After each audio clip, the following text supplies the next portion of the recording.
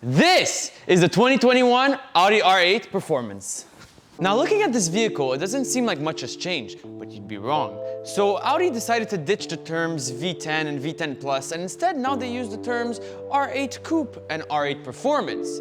But changing the name, well, is it enough for you to buy this car? Well, I don't know. Let's find out. In this video, we're gonna be talking about the interior and exterior designs, we're gonna talk about the engine, and we're gonna take it for a drive to see how quick it really is. My name is Giancarlo, and you're watching Greenlight Car Reviews.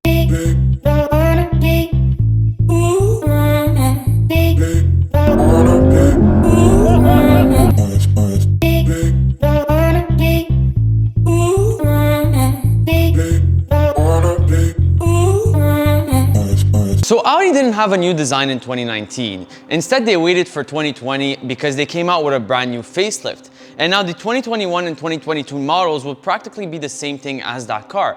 So let's walk around this vehicle and see exactly what they changed from that 2018 version. Now, although underneath this is pretty much the same car as a Lamborghini Huracan, the look of it is completely different. And I guess it's up to you guys to decide which one you prefer more. Maybe you guys can let me know in the comments, solely based on looks, you prefer this or a Huracan? Because it's kind of hard to decide. Now, in the front of the car, they completely redesigned the front bumper. All these new lines are much more aggressive, and I think it's a lot more modern and it looks really good. You also get, with the performance model, instead of LED lights, you get these beautiful laser lights.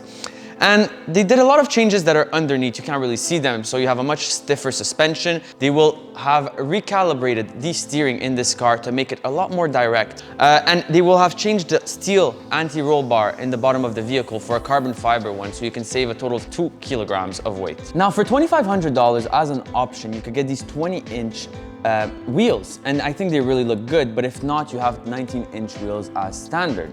And then for an extra $400, you could get these nice red brake calipers. But as standard with the performance model, you do get ceramic brakes. Now, as an option, this performance model has the carbon fiber package, which means you have it really absolutely everywhere. If not, if you do not want to opt for this, you could either get a gray color or a black color. Now this car also has a black optics package, which is gonna black out the accents around the vehicle, and it's even gonna black out the rings in the front. And I think that really looks great, especially with this red, it really pops out the color. Now in the back of this vehicle, you get these crazy RS exhaust tips. They're absolutely huge, even though they're not real. It's a real exhaust, but you do have 2 exhaust pipes coming into the big circular one, like in most RS models, but it really looks great. And as standard with the performance model, and actually even any of the Quattro models, you will get the sports exhaust as standard, which sounds great. The interior of the R8 is, well, very conservative. It doesn't mean that it's bad, it looks really good, but we'll get into more of that after. So first of all, you have this beautiful contrast stitching for an extra $400 with these nice leather seats. And you get a lot of glossy carbon fiber inside as you do on the outside, and I think that makes it look very sporty. On top of that, you have obviously the digital cockpit of Audi and a beautiful leather steering wheel.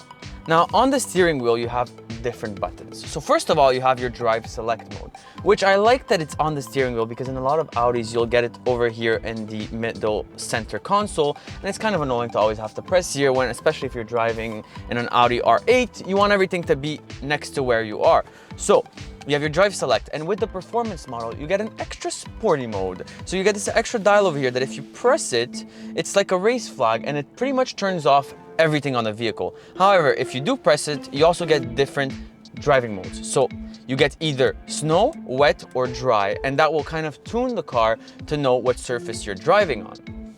Now, on top of that, I find that, like I said before, it is very conservative, but it's not a bad thing because Audi buyers are people that are going to want to drive this every day. And you get really comfortable bucket seats. It's really easy and comfortable. There's not too many buttons. I love the design of these buttons in the middle. You have heated seats. And I think everything is just simple enough for it to be a middle point between a really fast sports car and an everyday driver. And I find you really get good materials. You have a lot of leather over here, a lot of leather over here. You have this Alcantara on the roof with a quilted design over here, and I think everything looks really, really good and sturdy. Like, you know that this is not going anywhere. Everything is really well built. and I really like the design. So in this monster of a car, you get a 5.2 liter naturally aspirated V10, which is obviously derived from Lamborghini. And although here in Canada you only get 603 horsepower, in Europe you can actually get up to 620 horsepower with the performance model and 580 Newton meters of torque. And all this is powered from a 7-speed dual clutch transmission that can either power the rear wheels or the 4 wheels depending on what driving mode you're on. And Audi claims this can do 0 to 100 in 3.3 seconds, but we're gonna have to test that out ourselves to believe it, really.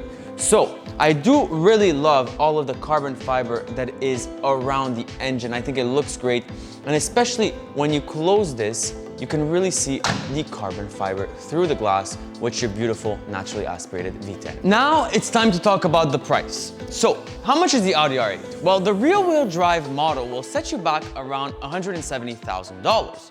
But if you want the Quattro performance model, you're gonna have to spend just a bit over $225,000 Canadian. And that's before any options. Now, if you want this exact vehicle with the options it has right now, it's up for sale actually for $260,000 Canadian.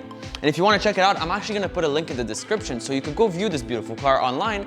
And if you want to buy it, you can even buy it right over there. But now it's time to talk about the 5 things I hate about this car. Number 1, so although it's a crazy naturally aspirated V10, Audi decided to put a soft limiter on the upgraded version of this car, so after the 2018 upgrade. So when you rev it just revs to 3,000 RPM, and you can't go really higher than that. It still sounds great, but let's say you're around a lot of friends that have a lot of loud cars. Well, you can't really show off, and that's kind of annoying, Audi. We want to hear it. We paid all this money for a V10 and we can't hear it. So after spending all this money on this car, the number 2 thing I hate is that although you get cruise control, you get this old system. You don't get adaptive cruise control in this vehicle. There's no way to get it. And it's crazy to me because you pretty much get adaptive cruise control with lane keeping assist in pretty much any vehicles today. You could get it in pretty much any Ford Fusion or whatever you want. But in this vehicle, there's no way to get it. You get this old little button that will just keep your speed, and it's kind of annoying. Number 3, although you do get cup holders in this car, they're really annoying because you don't get the little plastic springy things around that really hold your cup tight. So if you do put a cup in here, it just moves around and it's kind of annoying, especially if you go at high speeds. So I don't know what it would have costed to add that, but it's kind of annoying that they didn't. Number 4, I find it kind of annoying how Audi put this huge grille over here where the first part is actually completely covered in plastic. It's completely useless. And if you didn't know this before, you do now watching this video, the engine's in the back. So the front needs 0 cooling. So there's not really any reason for this grille to be this big. Now I'm guessing they did this because of the fact that they want to keep this look throughout their Audi models, but this is plastic, this is plastic. A big part of the side vents here are all plastic. And most of this is plastic. It's completely unnecessary. You see the Lamborghini Huracan has a much more downward sloping hood because they really just don't need the vents. It's a rear engine vehicle, but they decided to keep it and put plastic everywhere in a $200,000 supercar, and that's pretty annoying. Number 5, and I know people are gonna get upset at me for this. Please don't start bashing me in the comments, but my number 5 is that there's no screen. And I know it's a sports car, you don't need a screen. Everybody's gonna be telling me that I'm not very smart and that I'm just trying to find mistakes. But to be honest, most people that are gonna buy an Audi R8 are not necessarily people that are going to be driving it fast every day. I do know people that own this vehicle and they use it mostly as a daily driver. Yes, once in a while they're going to push it on the highway, but it needs to be comfortable and entertaining for day-to-day use. And like you see in the Lamborghini Huracan Evo, they added this little screen.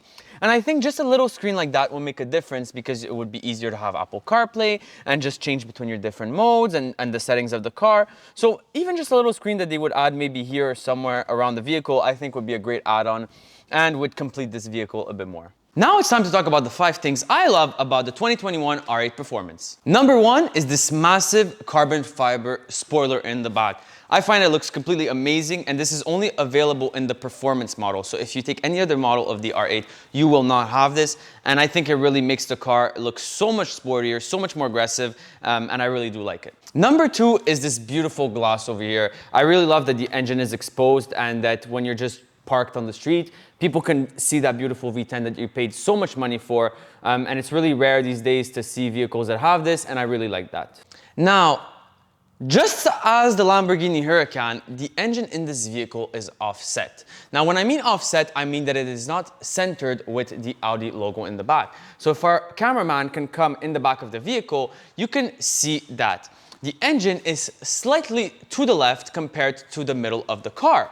Now, this is due to the fact that there's not a lot of space in the back, and because of the transmission and other components that they had to put in the vehicle, they weren't able to center it. But the difference is, in the Lamborghini Huracan, the steel bar over here will have been centered with the logo, centered with the car, but offset with the engine. So it would have been more on the right. But in the Audi, they decided to center it with the engine. So if I'm looking at it from any angle, it doesn't look as bad because at least the X is in the middle of the engine. It's a little detail, but that's the third thing that I love about this vehicle. And now the fifth and final thing I love about this car is weird, but true.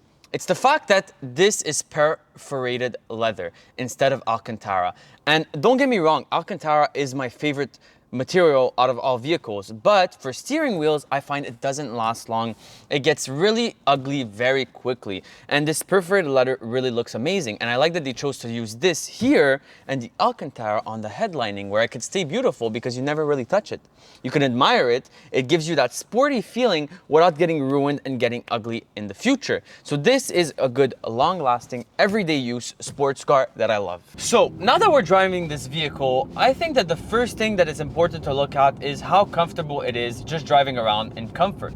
And that's what I'm doing right now. I'm just in comfort right now. And with those adaptive dampers that we have in the front, the ride is honestly really comfortable.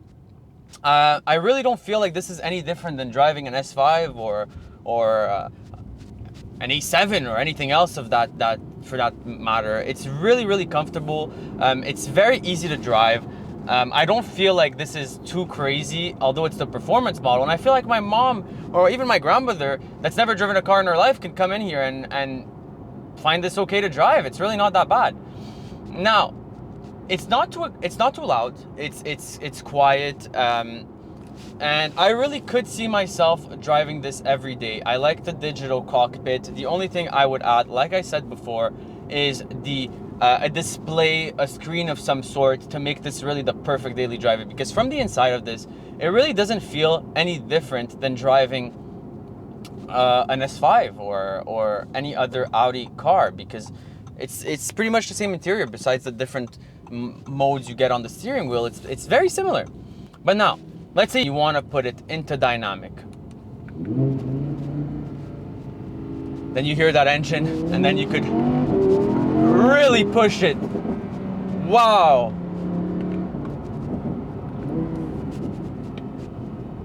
This is not too shabby, if I might say so myself. Wow, this is fast. This is so smooth. This is really smooth, guys. This is... Whew. And you know what's crazy about this? Because it's naturally aspirated, I'm on my third gear right now, and I'm just gonna keep revving it for you guys. I'm at 6,000 RPM, 7,000 RPM, and I still have like 3,000 RPM to go through. I'm still going, I'm still going, I'm still going, I'm still going. Like, this can rev so high, and you know what's crazy? Because it's naturally aspirated, you have that power all the way to 8,500 RPM, and it still keeps pulling.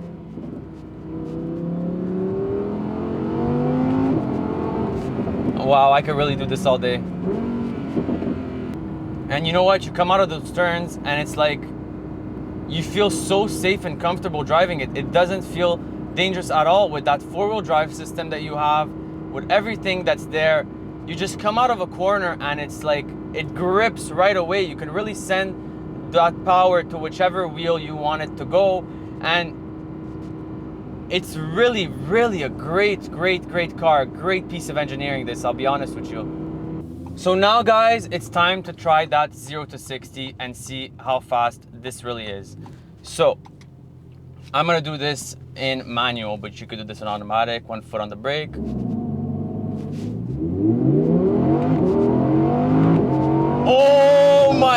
God, that is fast. It grips so well, even in cold weather like today. Oh, this is so fun to drive.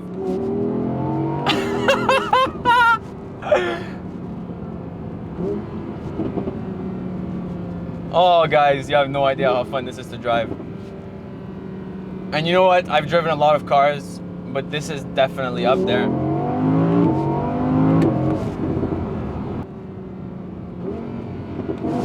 Oh my God!